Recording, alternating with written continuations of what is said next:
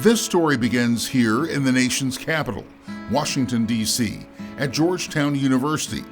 Georgetown is one of the nation's most prestigious institutions of higher learning, and it's the first Jesuit and Catholic university in the country. Georgetown has produced a President of the United States, 2 Supreme Court justices, more than 20 Rhodes Scholars, and an NCAA championship basketball team. That last item is most curious, though, considering that 1984 basketball team was coached by Hall of Famer John Thompson, the first African-American coach ever to win the title. So what's the connection between Washington, D.C. and the small town of Merrington, Louisiana, which is located just west of Baton Rouge? Well, dozens of acres of land, mostly sugarcane fields, are owned by the descendants of the 272 slaves. Many of those slaves buried right here in this small cemetery. And many of those slaves bought and sold by the priests at Georgetown University. But when I got the first call telling me that there were names among those slaves who were sold from Georgetown, that probably some of them were my relatives, as soon as he mentioned the name Cornelius Hawkins, it stood out to me that this is real.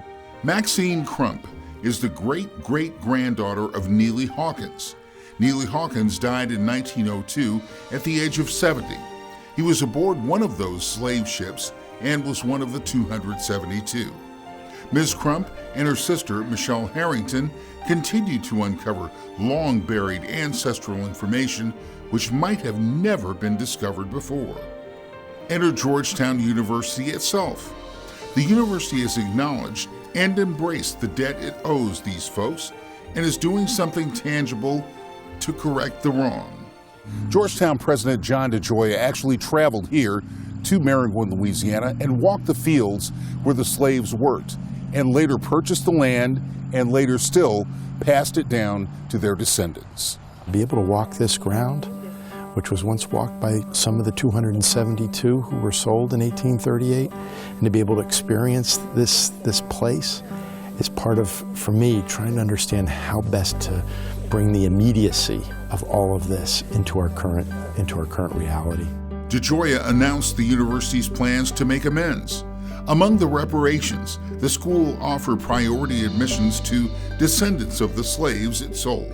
They're stepping up and admitting that that was wrong and that they are researching it to see how it all played out and to continue to look all the way to its descendants so that that impact can be seen.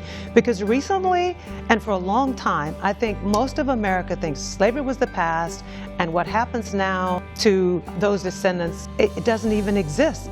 We're being told we should be over it. However, Georgetown is recognizing that this is a continuum and we're a part of it.